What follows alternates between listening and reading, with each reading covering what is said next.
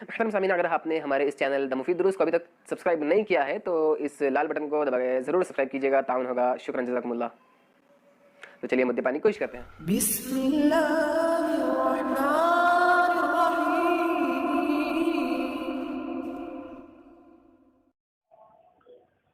قال النبی صلی اللہ علیہ وسلم صلوا علی صاحبکم۔ تمام قسم کی تعریف، توصیف، کبریائی، بڑائی، حمد و ثنا اللہ رب العالمین ہی کے لیے لائق و زیبا ہے۔ بعدہ درود و سلام ہو تمام انبیاء علیہ السلام پر، خصوصاً ہمارے آخری نبی جناب محمد الرسول اللہ صلی اللہ علیہ وسلم پر۔ حاضرین جمعہ، میں نے پچھلے 2 کڑی میری جنازے کے مسائل پر گزری ہے، جس میں میں نے ذکر کیا تھا کہ انسان کو مرض الموت کی حالات پر کیا چیزیں کرنی چاہیے، اور مرض الموت کی حالات میں میت کے لواحقین پر، جو انسان ہے اس کے گھر والوں پر کیا چیزیں عائد ہوتی ہیں، اور انتقال کے بعد میت کے گھر والوں کو کن کن چیزوں کا خیال کرنا چاہیے، اور اسی طرح غسل کا بیان، پھر کفنانے کا بیان اور جنازے کے ساتھ چلنے کے مسئلے کے تعلق سے مختصراً میں نے لب کشائی کی۔ اس کے بعد کا جو مسئلہ ہے جنازے کی نماز سے تعلق رکھتا ہے۔ سب سے پہلے ہم یہ جان لیں کہ نماز جنازہ کا حکم کیا ہے۔ کسی بھی میت کی نماز جنازہ پڑھنا ضروری ہے، فرض ہے۔ کسی کو اس کی نماز جنازہ پڑھے بغیر اسے دفنانا نہیں چاہیے۔ چنانچہ ایک آدمی پر قرض تھا، اور اس کے علاوہ ایک اور آدمی جو مال غنیمت میں خیانت کر چکا تھا، اس کی آپ صلی اللہ علیہ وسلم نے خود نماز جنازہ نہیں پڑھائی، مگر لوگوں کو حکم دیا صلوا علی صاحبکم، کہ تم لوگ اپنے ساتھی کی نماز جنازہ پڑھ لو۔ یعنی آپ صلی اللہ علیہ وسلم نے دوسروں کو اس کی نماز جنازہ پڑھنے سے روکا نہیں، بلکہ الٹا حکم دیا کہ اس کی نماز جنازہ ادا کر لو۔ سے معلوم ہوتا ہے کہ کسی کی نماز جنازہ پڑھے بغیر اسے دفنانا نہیں چاہیے۔ نماز جنازہ پڑھنا ضروری ہے اور فرض ہے، اور نماز جنازہ پڑھنے کی بہت فضیلت آئی ہے۔ حضرت ابو ہریرہ رضی اللہ عنہ حدیث کے راوی ہیں، فرماتے ہیں کہ اللہ کے رسول صلی اللہ علیہ وسلم نے فرمایا، من شہید الجنازہ حتی یصلی علیہا فلہ قیرات ومن شہیدہا حتی تدفن فلہ قیراتان، کہ نبی کریم صلی اللہ علیہ وسلم نے فرمایا، جو کوئی بھی جنازے میں شریک ہوا اور یہاں تک ساتھ رہا کہ جنازے کی نماز ادا کی گئی، پھر اس کے بعد تدفین تک بھی ساتھ رہا، جو جنازے کی نماز میں شریک ہوا اس کے لیے 1 قیرات، اور جو تدفین تک ساتھ رہا اس کے لیے 2 قیرات۔ پوچھا گیا آپ صلی اللہ علیہ وسلم سے، ومل قیراتان، کہ اللہ کے رسول صلی اللہ علیہ وسلم یہ 2 قیرات کیا ہیں؟ آپ صلی اللہ علیہ وسلم نے فرمایا، مثل الجبلین العظیمین، کہ 2 بڑے پہاڑوں کے مانند، 2 عظیم پہاڑوں کے مانند اجر و ثواب ہیں۔ 2 بڑے پہاڑ، کتنے بڑے پہاڑ ہیں؟ اگر کسی سے کہا جائے تمہیں کوئی انعام ملنے والا ہے، بہت بڑا انعام ملنے والا ہے، تو وہ ضرور خواہش ظاہر کرے گا کہ کیسا انعام، کس طرح کا انعام، کس معیار کا انعام ملنے والا ہے، تو کتنے بڑے پہاڑ ہوں گے۔ صحیح مسلم کی ایک حدیث میں ہے، مثل جبل احد، کہ احد پہاڑ کے مانند اجر و ثواب ملے گا۔ تو جنازے کی نماز پڑھنا ضروری ہے، فرض ہے، اور جو جنازے کی نماز پڑھے گا اسے احد پہاڑ کے برابر اجر و ثواب ملے گا۔ اسی طرح نماز جنازہ کہاں پڑھی جائے، نماز جنازہ کہاں پڑھنا افضل ہے، نماز جنازہ کہاں پڑھنا بہتر ہے؟ افضل یہ ہے کہ نماز جنازہ مسجد سے باہر جنازہ گاہ میں جنازے کی نماز ادا کی جائے، اس لیے کہ آپ صلی اللہ علیہ وسلم کا یہی معمول تھا۔ حضرت ابو ہریرہ رضی اللہ عنہ فرماتے ہیں کہ نبی کریم صلی اللہ علیہ وسلم نے ہمیں نجاشی کی موت کی خبر اسی دن دی کہ جس دن نجاشی کا انتقال ہوا تھا، اور وخرج بہم الی المصلی، اور لوگوں کو لے کر جنازے گاہ کی طرف گئے، وہاں جنازے کی نماز پڑھائی اور 4 تکبیریں کہیں۔ اور ایک دوسری روایت میں ہے ان النجاشی قد مات فخرج رسول اللہ صلی اللہ علیہ وسلم واصحابهم الی البقیع، کہ جس دن نجاشی کا انتقال ہوا تھا تو نبی کریم صلی اللہ علیہ وسلم اور نبی کریم صلی اللہ علیہ وسلم کے اصحاب بقیع کے قبرستان، بقیع کے جنازہ گاہ کی طرف گئے، وہاں پر انہوں نے جنازے کی نماز ادا کی۔ امام ابن قیم رحمہ اللہ اس تعلق سے فرماتے ہیں کہ نماز جنازہ آپ صلی اللہ علیہ وسلم ہمیشہ مسجد میں نہیں پڑھا کرتے تھے، بلکہ ہمیشہ آپ صلی اللہ علیہ وسلم کا یہ معمول تھا کہ آپ صلی اللہ علیہ وسلم جنازے کی نماز کے لیے جنازہ گاہ کی طرف جایا کرتے تھے۔ کبھی کبھار آپ صلی اللہ علیہ وسلم نے مسجد میں بھی نماز جنازہ ادا کی۔ بوقت ضرورت اگر مسجد میں نماز جنازہ ادا کی جائے تو اس میں کوئی حرج نہیں۔ حضرت عائشہ صدیقہ رضی اللہ عنہا فرماتی ہیں کہ واللہ لقد صلی رسول اللہ صلی اللہ علیہ وسلم علی ابنی بیضاء فی المسجد، کہ اللہ رب العالمین کی قسم کہ اللہ کے رسول صلی اللہ علیہ وسلم نے بیضاء کے دونوں لڑکوں کی نماز جنازہ مسجد میں ادا کی۔ اور ابن عمر رضی اللہ عنہ فرماتے ہیں صلی علی عمر فی المسجد، کہ عمر رضی اللہ عنہ کی نماز جنازہ مسجد میں ادا کی گئی۔ اور اسی طرح ابن شیبہ کے روایت میں ہے کہ حضرت ابو بکر صدیق رضی اللہ عنہ، حضرت عمر رضی اللہ عنہ اور حضرت صہیب رضی اللہ عنہ کی نماز جنازہ مسجد ہی میں ادا کی گئی۔ مطلب مسجد میں نماز جنازہ اگر کوئی پڑھے تو کوئی حرج کی بات نہیں، جائز ہے، مگر افضل یہ ہے کہ مسجد سے باہر جنازہ گاہ میں جنازے کی نماز ادا کی جائے۔ علامہ البانی رحمہ اللہ اس تعلق سے فرماتے ہیں کہ مسجد میں نماز جنازہ پڑھنا جائز ہے، اس میں کوئی حرج نہیں، مگر افضل یہ ہے کہ جنازہ گاہ میں جنازے کی نماز ادا کی جائے، اس لیے کہ آپ صلی اللہ علیہ وسلم کا یہی معمول تھا۔ اور اسی طرح قبروں کے درمیان جنازہ رکھ کر جنازے کی نماز نہیں پڑھنا چاہیے، آپ صلی اللہ علیہ وسلم نے اس سے منع کیا ہے۔ حضرت انس رضی اللہ عنہ حدیث کے راوی ہیں، فرماتے ہیں ان النبی صلی اللہ علیہ وسلم نہا ان یصلی علی الجنازہ بین القبور، کہ نبی کریم صلی اللہ علیہ وسلم نے قبروں کے درمیان جنازہ رکھ کر جنازے کی نماز پڑھنے سے منع کیا ہے، یعنی جنازہ قبروں کے درمیان رکھ کر جنازے کی نماز نہیں پڑھنی چاہیے، یہ جائز نہیں ہے، آپ صلی اللہ علیہ وسلم نے اس سے منع کیا ہے۔ تو نماز جنازہ گاہ میں پڑھنا افضل ہے، مسجد میں بھی پڑھ سکتے ہیں، اور قبروں کے درمیان جنازہ رکھ کر جنازے کی نماز نہیں پڑھنی چاہیے، اس سے آپ صلی اللہ علیہ وسلم نے منع فرمایا ہے۔ اسی طرح اگر جنازے میں نمازیوں کی تعداد جتنی زیادہ ہوگی میت کو اتنا فائدہ ہوگا، جنازے میں نمازیوں کی تعداد جتنی کثیر ہوگی میت کو اتنا فائدہ ہوگا۔ حضرت عائشہ صدیقہ رضی اللہ عنہا سے مروی ہے، فرماتی ہیں ما من میت یصلی علیہ امۃ من المسلمین یبلغون 100 کلہم یشفعون لہ شفعوا فیہ، کہ ایک میت پر، کسی میت پر مسلمانوں کا ایک گروہ جن کی تعداد 100 تک پہنچتی ہے اور وہ سب اس کے لیے سفارش کرے، اس کے حق میں بخشش کے لیے دعا کرے، اس کے حق میں استغفار کرے، تو اللہ رب العالمین میت کے حق میں ان سب کی سفارش قبول فرما لیتا ہے۔ اور ایک روایت میں ہے ما من رجل مسلم يموت فيقوم على جنازته 40 رجلا لا يشركون بالله شيئا الا شفعهم اللہ فیہ، کیا کسی آدمی کے جنازے پر، کسی مسلمان آدمی کے جنازے پر 40 ایسے موحد آدمی لا یشرکون باللہ شیئا، اللہ رب العالمین کے ساتھ کسی کو شریک نہ کرتے ہوں، وہ شریک ہوں اور وہ سب اس کی نماز جنازہ ادا کریں، وہ سب اس کی نماز جنازہ پڑھیں اور اس کے حق میں دعائے استغفار کریں، تو اللہ رب العالمین ان کے حق میں، اس میت کے حق میں ان لوگوں کی سفارش قبول فرمائے گا۔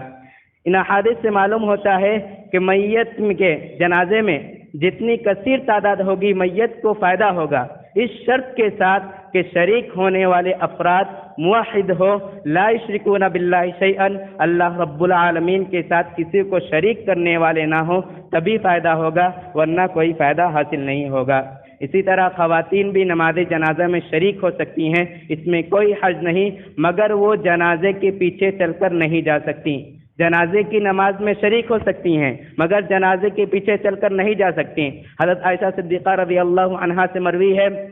وہ بیان کرتی ہیں کہ جب سعد بن ابی وقاص رضی اللہ عنہ کا انتقال ہوا تو انہوں نے ازواج مطہرات نے پیغام بھیجا کہ ان کے جنازے کو مسجد میں لایا جائے تاکہ وہ ان کی نماز جنازہ ادا کر سکیں۔ چنانچہ ایسا ہی ہوا، وہ جنازے کے پیچھے چل کر نہیں گئیں بلکہ ان کے جنازے کو مسجد میں لایا گیا اور انہوں نے وہاں پر مسجد میں نماز جنازہ ادا کی۔ علامہ عبدالعزیز بن باز رحمہ اللہ اس تعلق سے فرماتے ہیں کہ عورت کا نماز جنازہ میں شریک ہونا ثابت ہے مگر وہ تدفین کے لیے میت کے پیچھے نہیں جائیں گی، جیسا کہ ام عطیہ رضی اللہ عنہا کی حدیث میں ہے، نہینا عن اتباع الجنائز ولم يعزم علینا، کہ ہمیں جنازے کے پیچھے چلنے سے منع کر دیا گیا ہے۔ وہ الگ بات ہے کہ اتنی تاکید سے منع نہیں کیا گیا، بہر کیف منع کر دیا گیا۔ تو عورتیں جنازے کی نماز میں شریک ہو سکتی ہیں مگر وہ جنازے کے پیچھے چل کر نہیں جا سکتی۔ اسی طرح جنازے کی نماز سے پہلے کوئی اذان یا پھر کوئی اقامت ہے کیا؟ جنازے کی نماز سے پہلے نہ تو کوئی اذان ہے اور نہ ہی کوئی اقامت ہے۔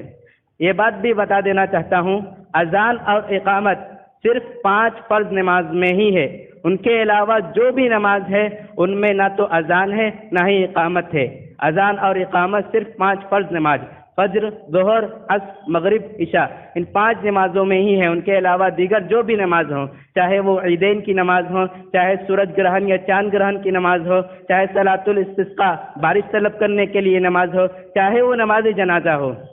کوئی بھی نماز ہو، اس میں نہ تو اذان ہوگی نہ ہی اقامت ہوگی۔ اذان اور اقامت صرف 5 فرض نمازوں کے لیے ہی ہیں۔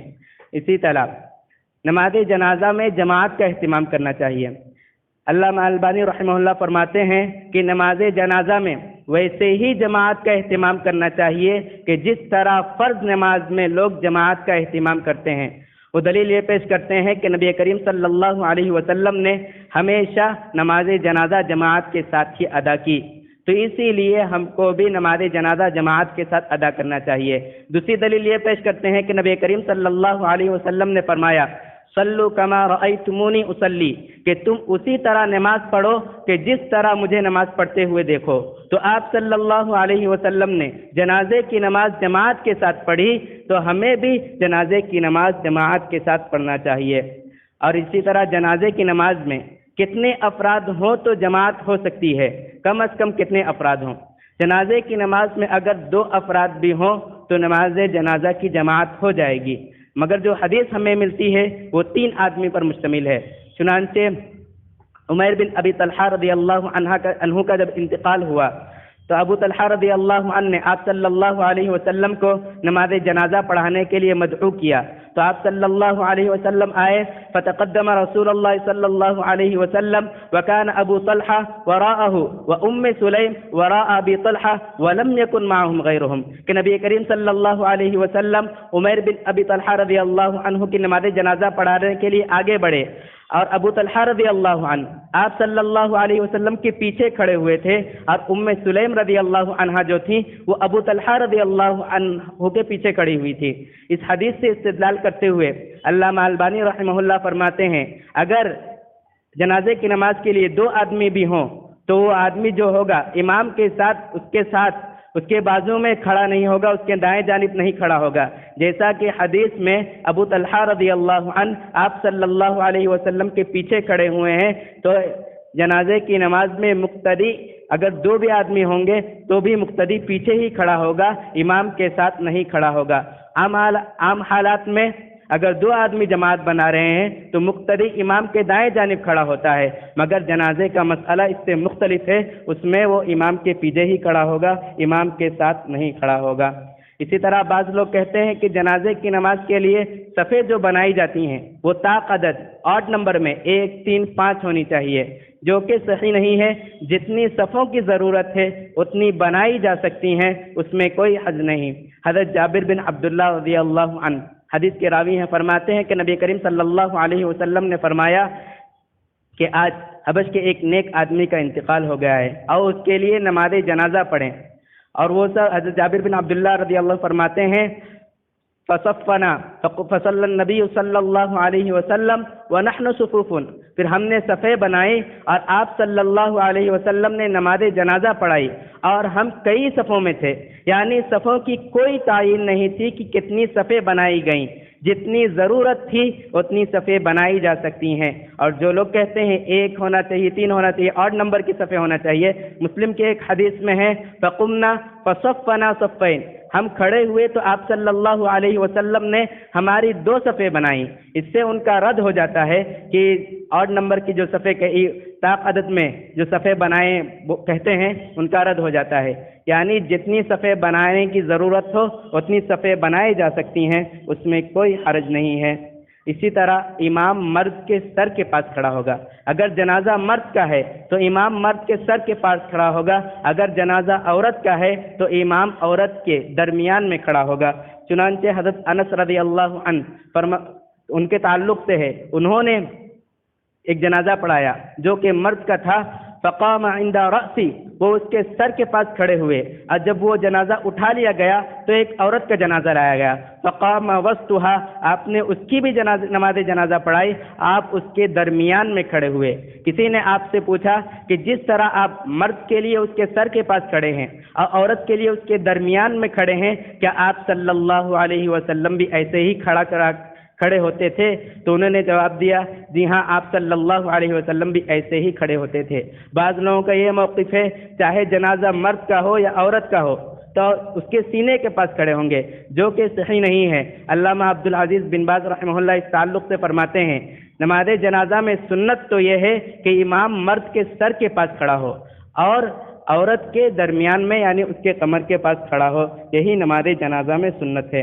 اسی طرح جب جنازہ رکھتے ہیں نماز جنازہ کے لیے تو اس کا سر امام کے دائیں جانب ہونا چاہیے یا پھر بائیں جانب بھی رکھ سکتے ہیں۔ اس تعلق سے مجموع الفتاوی میں ذکر ہے، علامہ ابن عثیمین رحمہ اللہ سے لوگوں نے پوچھا تو انہوں نے کہا مجھے نہیں معلوم یہ چیز بھی سنت میں ہے، یعنی اس کی شریعت میں کوئی اصل نہیں کہ دائیں جانب ہی میت کا سر رکھا جائے۔ وہ کہتے ہیں کہ بضع اوقات تو بائیں جانب سر رکھ دینا چاہیے تاکہ لوگوں کو معلوم ہو جائے یہ چیز واجب نہیں ہے، داہنے جانب کی فضیلت اس کے بنا پر رکھتے ہیں، لیکن یہ چیز شریعت میں اس کی کوئی اصل نہیں ہے، بائیں جانب بھی بسا اوقات رکھ دینا چاہیے۔ اور اسی طرح نماز جنازہ میں کتنی تکبیریں کہیں جائیں؟ نماز جنازہ میں جمہور علماء علم کا موقف یہ ہے کہ 4 تکبیریں کہی جائیں، لیکن 4 تکبیروں سے زائد کا بھی ثبوت ملتا ہے، 5، 6، 7 یہاں تک کہ 9 تک کا ثبوت ملتا ہے۔ آپ صلی اللہ علیہ وسلم نے حضرت حمزہ رضی اللہ عنہ کی جب نماز جنازہ پڑھائی آپ نے 9 تکبیریں کہیں۔ جمہور علماء علم کا موقف یہ ہے کہ راجح یہ ہے کہ 4 تکبیریں ہی کہی جائے، اور 4 تکبیریں میں سب کیا کیا کہنا چاہیے؟ پہلی تکبیر کے بعد سورہ فاتحہ پڑھیں، دعائے ثنا پڑھنا کہیں سے بھی ثابت نہیں ہے، پہلی تکبیر کے بعد سورہ فاتحہ پڑھی جائے، دوسری تکبیر کے بعد نبی کریم صلی اللہ علیہ وسلم پر درود بھیجا جائے، جسے لوگ درود ابراہیم کہتے ہیں وہ درود پڑھا جائے، پھر اس کے بعد تیسری تکبیر کے بعد میت کے لیے دعا کی جائے، چوتھی تکبیر کے بعد سلام پھیر دیا جائے۔ حضرت ابو امامہ رضی اللہ عنہ حدیث کے راوی ہیں، وہ فرماتے ہیں کہ مجھ سے صحابہ کرام رضی اللہ عنہم اجمعین میں سے کسی نے کہا کہ جنازے کی نماز میں سنت تو یہ ہے کہ پہلی تکبیر کے بعد سری طور پر آہستہ سے سورہ فاتحہ کی تلاوت کی جائے، اس کے بعد درود شریف پڑھا جائے، اس کے بعد خالص ہو کر میت کے لیے دعا کیا جائے، اور اسی طرح سورہ فاتحہ کے بعد کوئی اور سورت پڑھنا بھی افضل ہے، جائز ہے، اس میں کوئی حرج کی بات نہیں۔ نماز جنازہ کے لیے بہت ساری دعائیں آتی ہیں، احادیث میں بہت ساری دعائیں ذکر ہیں، جن میں سے 1-2 کا میں ذکر کر دینا چاہتا ہوں۔ حضرت عوف بن مالک رضی اللہ عنہ سے مروی ہے کہ آپ صلی اللہ علیہ وسلم کے لیے آپ صلی اللہ علیہ وسلم نماز جنازہ پڑھائے تھے۔ آپ صلی اللہ علیہ وسلم نے نماز جنازہ میں یہ دعا پڑھی، اللہم اغفر لہ وارحمہ وعافہ واعف عنہ واکرم نزلہ ووسع مدخلہ واغسلہ بالماء والثلج والبرد ونقہ من الخطایا كما نقيت الثوب الأبيض من الدنس اللهم ابدل دارا خيرا من داري وأهلا خيرا من أهلي وزوجا خيرا من من زوجي اللهم أدخله الجنة وأعذ من عذاب القبر وعذاب النار اللهم اغفر له وارحمه وعافو عنه واکرم نزلہ. کہ اللہ رب العالمین اسے بخش دے، اس کی مغفرت فرما، اسے عافیت دے، اس پر رحم فرما، واکرم نزلہ اور اس کی بہترین مہمان نوازی کر، ووسع مدخلہ اس کی قبروں کو کشادہ کر دے، واغسلہ بالماء والثلج والبرد اسے پانی سے، برف سے، اولوں سے دھو ڈال، ونقہ من الخطایا کما نقیت الثوب الابیض من الدنس اس کے گناہوں کو، اس کی خطاؤں کو، اس کی معصیتوں کو اس طرح صاف کر دے جیسے سفید کپڑے سے میل کچیل کو صاف کر دیا جاتا ہے، اس طرح صاف کر دے. اللہم ابدل دارا خیرا من داری. کہ اللہ رب العالمین اس کے گھر سے بہتر گھر، اس کے اہل و عیال سے بہتر اہل و عیال، اس کی بیوی سے بہتر بیوی اسے عطا فرما.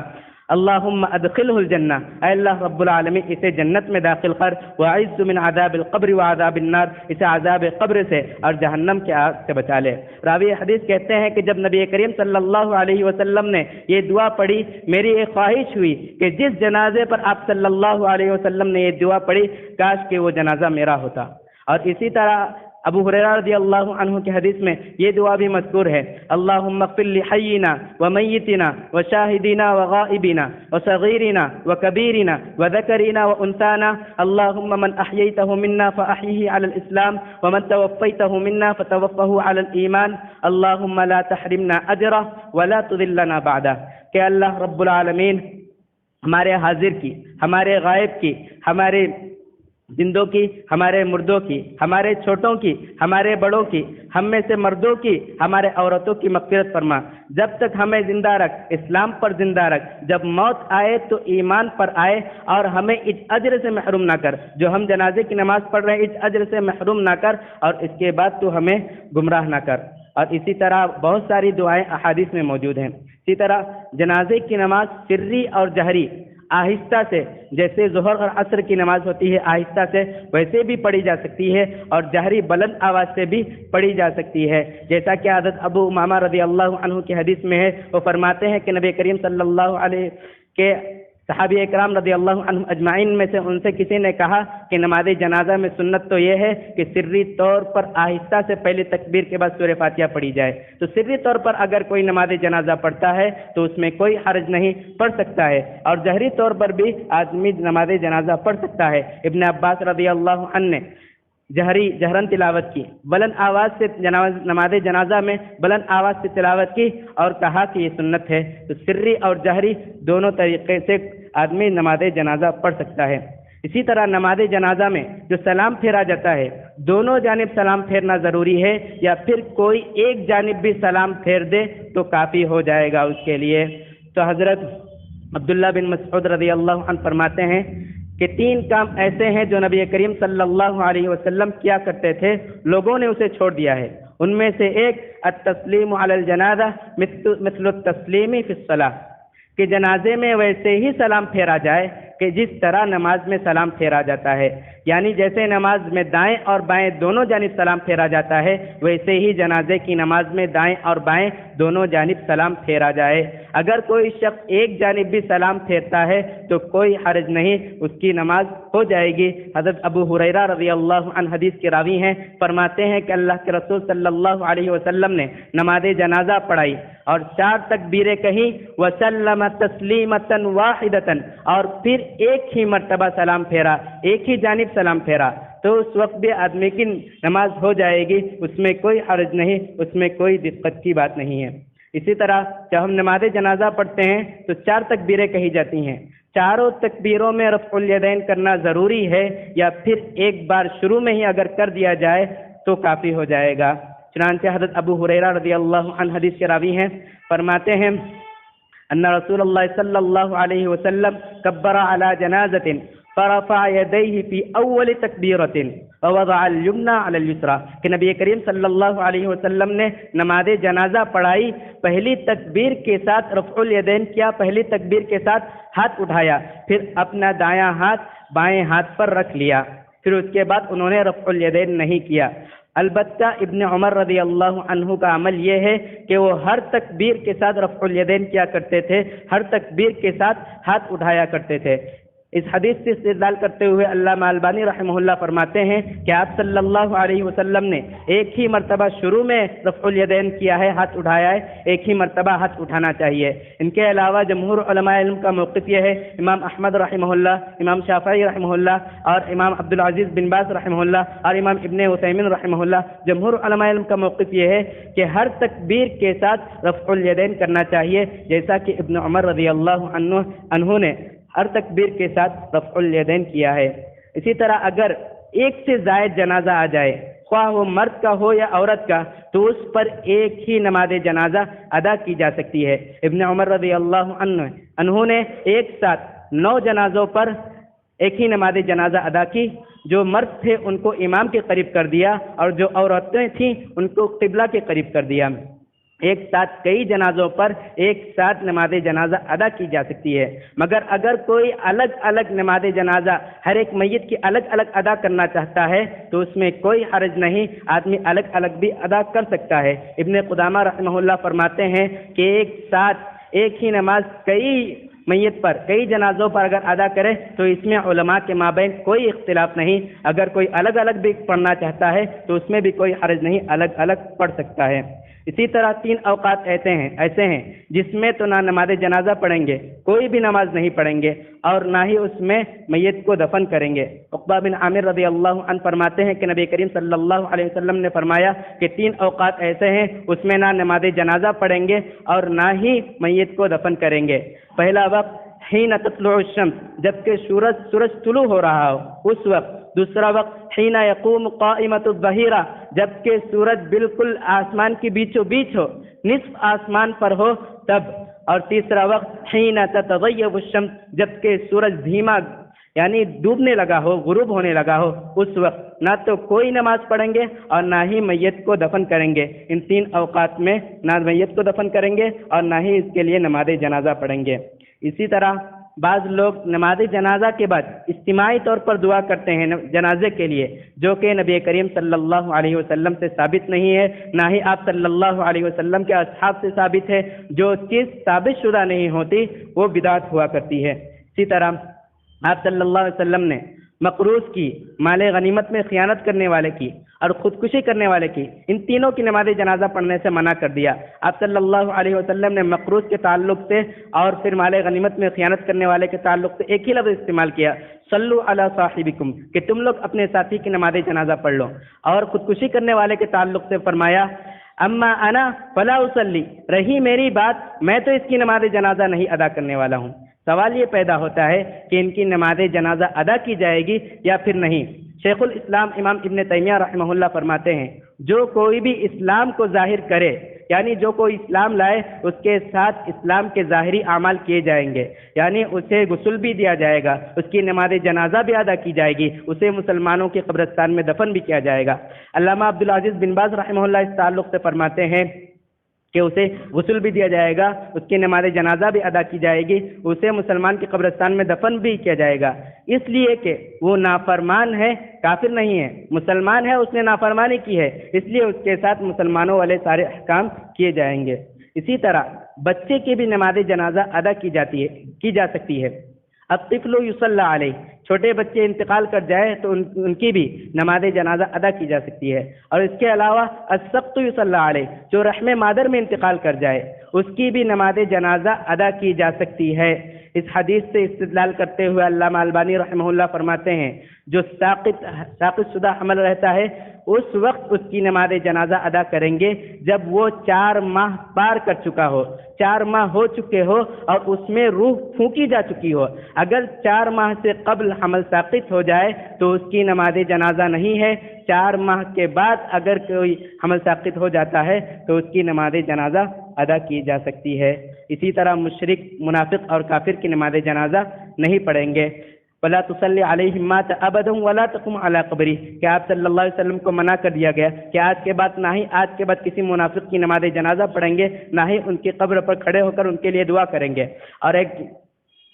آیت میں ہے ما کان للنبی والذین آمنوا ان یستغفروا للمشرکین ولو کانوا اولی قربا، کہ مشرکین کے لیے دعا کرنا، دعائے استغفار کرنا جائز نہیں ہے، مومن کے لیے بھی اور نبی کریم صلی اللہ علیہ وسلم کے لیے بھی یہ مناسب نہیں ہے۔ اور اسی طرح امام نووی رحمہ اللہ اس تعلق سے فرماتے ہیں کافر کے لیے نماز جنازہ پڑھنا، اس کے لیے استغفار کی دعا کرنا جائز نہیں ہے، حرام ہے۔ نص قرآن کی وجہ سے اور اجماع امت کی وجہ سے یہ حرام ہے کہ ان کے لیے نماز جنازہ نہ ادا کی جائے۔ اسی طرح قبر پر نماز جنازہ، آدمی کا انتقال ہو گیا ہے، تدفین ہو گئی ہے، اس کے بعد نماز جنازہ اگر کوئی قبر پر پڑھنا چاہے تو پڑھ سکتا ہے۔ حضرت ابو ہریرہ رضی اللہ عنہ حدیث کے راوی ہیں، فرماتے ہیں کہ ایک کالے رنگ کی عورت جو مسجد کی خدمت کیا کرتی تھی، جب اس کا انتقال ہو جاتا ہے تو صحابہ اکرام آپ صلی اللہ علیہ وسلم کو بتائے بغیر اس کی تدفین کر دیتے ہیں۔ جب آپ صلی اللہ علیہ وسلم کو وہ عورت نظر نہیں آتی تو آپ صلی اللہ علیہ وسلم اس کے تعلق سے دریافت کرتے ہیں، تو آپ صلی اللہ علیہ وسلم کو بتایا جاتا ہے، تو آپ صلی اللہ علیہ وسلم اس کی قبر پوچھتے ہیں کہاں پر ہے، آپ صلی اللہ علیہ وسلم وہاں پر جا کر اس کے لیے جنازے کی نماز ادا کرتے ہیں۔ اور اسی طرح غائبانہ نماز جنازہ بھی ادا کی جا سکتی ہے۔ جمہور علماء علم کا موقف یہ ہے کہ غائبانہ نماز جنازہ ادا کی جا سکتی ہے۔ غائبانہ نماز جنازہ کا مطلب یہاں پر میت نہیں، میت کسی اور شہر میں ہوگی، غائب طور پر اس کی نماز جنازہ ادا کر سکتے ہیں۔ بعض علماء کا کہنا ہے کہ اگر دوسرے شہر میں اس کی نماز جنازہ نہ ادا کی گئی ہو تب ادا کر سکتے ہیں۔ مگر جمہور علماء علم کا موقف یہ ہے کہ غائبانہ نماز جنازہ ادا کر سکتے ہیں، اس میں کوئی حرج نہیں، جیسا کہ آپ صلی اللہ علیہ وسلم نے نجاشی کی موت پر اس کی نماز جنازہ غائبانہ ادا کی۔ آخر میں دعا ہے رب العالمین سے کہ اللہ رب العالمین ہم تمام لوگوں کو موت سے پہلے آخرت کی تیاری کرنے کی توفیق عطا فرمائے۔ اے اللہ، جو بیمار ہیں ان کو شفائے کاملہ اور عاجلہ عطا فرما، جو تیری رحمت کو جا چکے ہیں ان کے قبر کو کشادہ کر دے، ان کے قبر کو نور سے بھر دے اور انہیں جنت میں اعلیٰ مقام عطا فرما۔ رب العالمین جو پریشان حال ہیں ان کی پریشانیوں کو دور فرما، جو تنگست ہیں ان کی خوشحالی پیدا فرما۔ ربنا آتنا في الدنيا حسنة وفي الآخرة حسنة وقنا عذاب النار، فإن أصبت فمن الله وإن أخطأت مني ومن الشيطان۔ بارك الله لنا ولكم في القرآن المجيد ونفعني وإياكم بالآيات والذكر الحكيم، إنه تعالى جواد كريم ملك بر رؤوف رحيم ورب حليم۔